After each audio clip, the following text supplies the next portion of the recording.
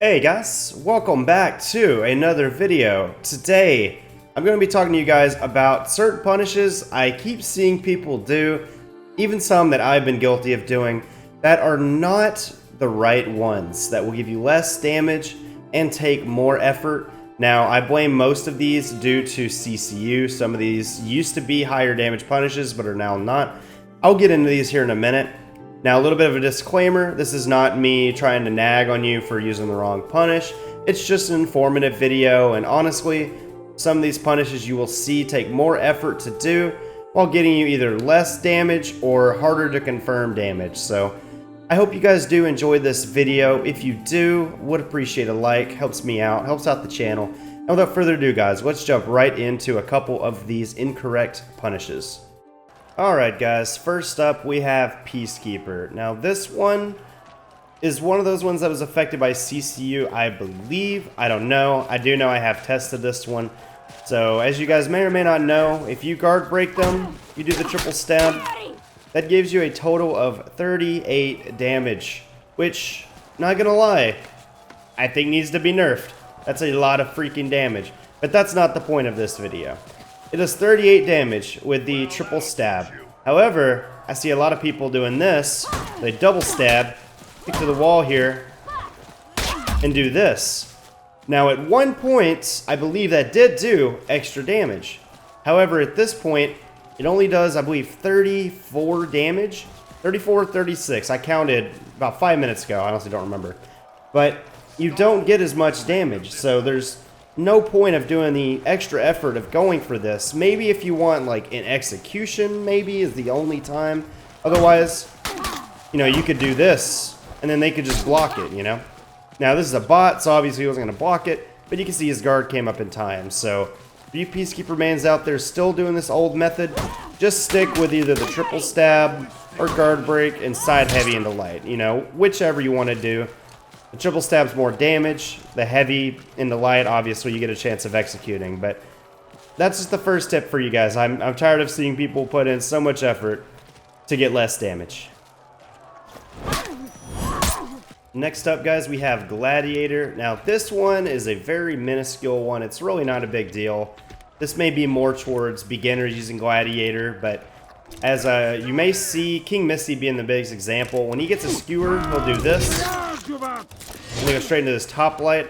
And while that's not bad, if you do max delay the impale into top light there,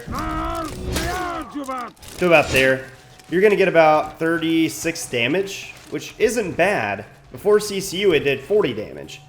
Now, if you just let the whole skewer go, you actually get one extra damage at 37.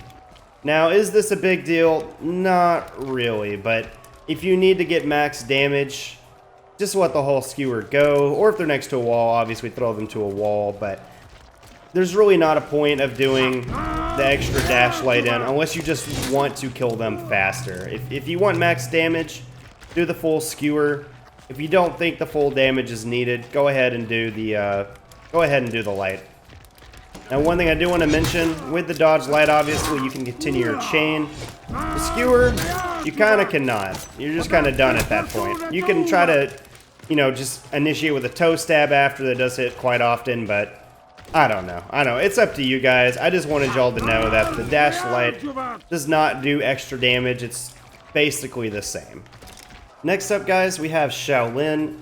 Now, this one may be known by probably the competitive players, but the casual Shaolin players, myself included, you'll see me guilty of doing this. The punish off of heavy parries. I see so many people do this one wrong. Now, at one point, the max punish for a heavy parry was double side light into chi stance, or the triple light and just confirm it all the way. However, this is no longer the top damage. You can see there, it's 5 and 5 into key stance. So you only get 10 damage off that. Now, when Shaolin first released, it was 12 and 6 if I'm not mistaken. It was 12, 6, 6. So it made sense to do that over the top light, which was only 15. Now, if you get a parry, you do a top light, and you get 12 damage, and goes into the same stance, and you get 2 more damage.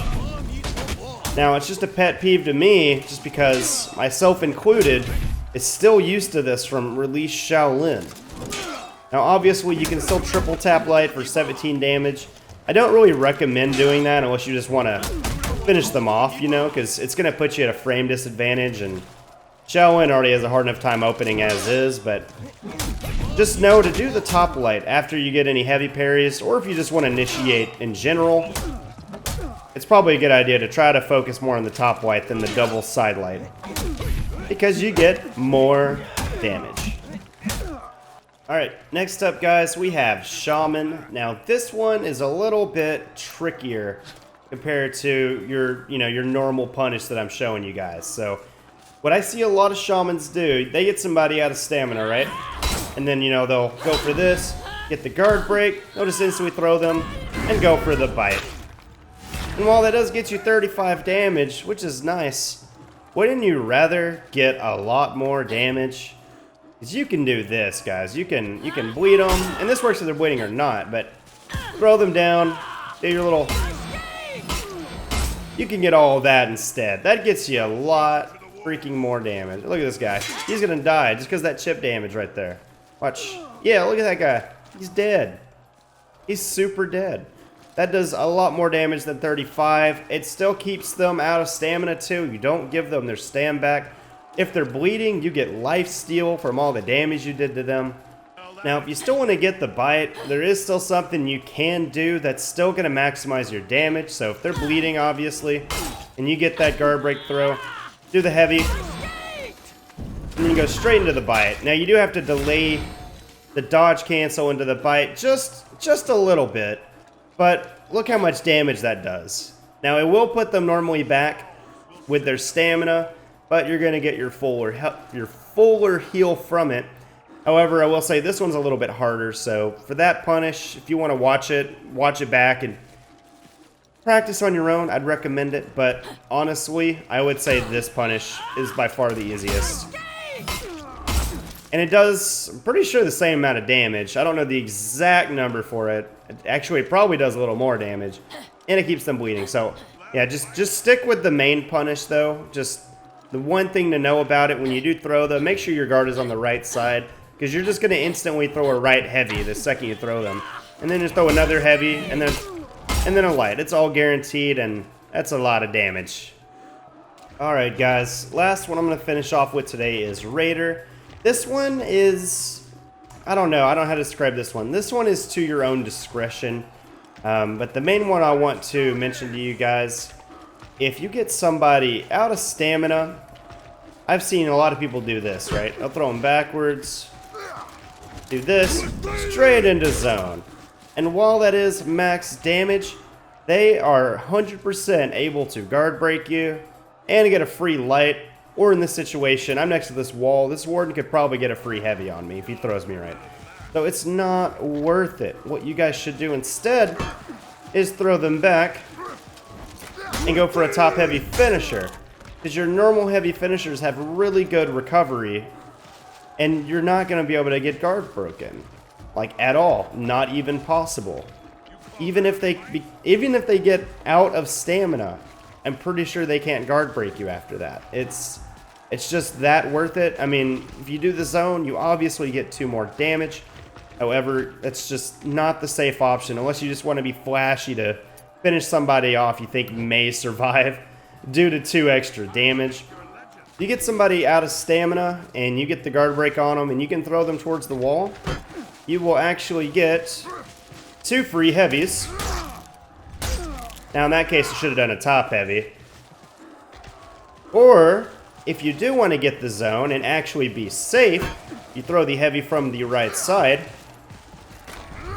There's a delay that's going to force them into hit stun, and that's going to give you a max damage punish of 65.